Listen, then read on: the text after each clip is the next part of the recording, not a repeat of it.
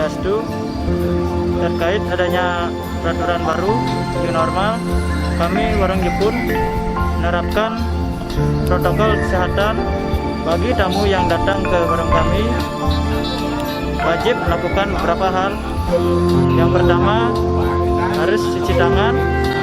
Yang kedua, menggunakan hand sanitizer. Yang ketiga, mengecek suhu. Yang paling penting adalah jaga jarak. Dan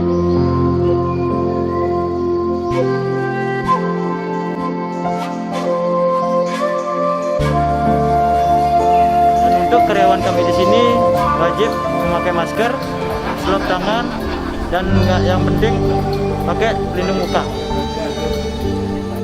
Kami pastikan protokol kesehatan selalu kami terapkan. Dan begitu juga kami siapkan menu-menu andalan kami. Anda datang ke Warung Jepun, kami siap melayani Anda.